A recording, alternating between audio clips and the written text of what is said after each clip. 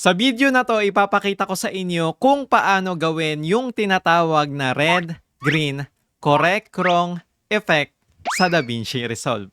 Actually guys, hindi ako sure kung ano yung exact name ng effect na to. Pero madalas nyo tong makita sa mga vlog lalo na kapag may tama o mali sa ginagawa nila sa video. So without further ado, simulan na natin. Punta tayo dito sa timeline ng DaVinci Resolve. Then ilagay lang natin yung playhead sa part na gusto nating lagyan ng effect. After that, i-cut natin yung portion ng clip na gusto mong lagyan ng effect na to. Press B for cut.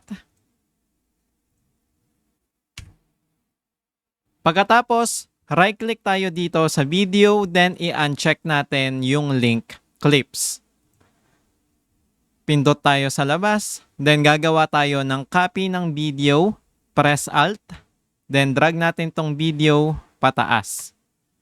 Next, lipat tayo dito sa color page.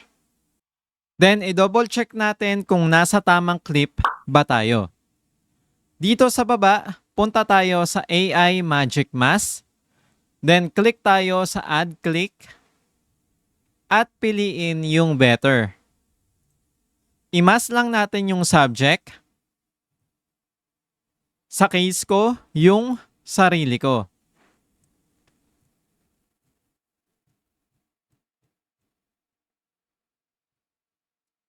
Kapag okay nang i-mask, i-click lang natin dito sa baba yung track, forward, and reverse. Then, hintayin lang natin na matapos to.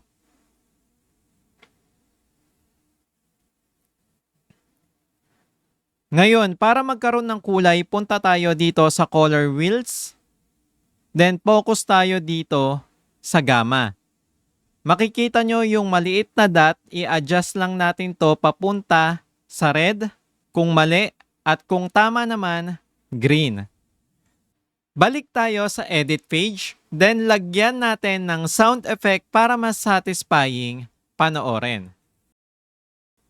Kapag green o tama, pwede kayong maglagay ng sound effect yung parang success or correct sound.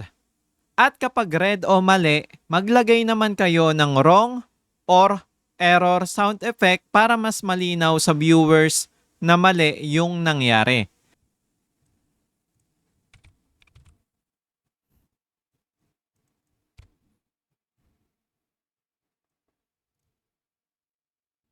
Di mo alam yan! 1, Ako lang alam yan. 2, 3, 4, 5! Sa ganitong paraan, mas nagiging engaging yung video nyo kapag may ganitong sound effect, lalo na sa mga vlog or challenge content. By the way, ilalagay ko ang link kung saan pwede mong i-download yung mga sound effect na to sa description below. Kung nagustuhan mo tong tutorial na to at nagawa mo to sa mga videos mo, don't forget to like, subscribe at suportahan ang Pinoy Creators.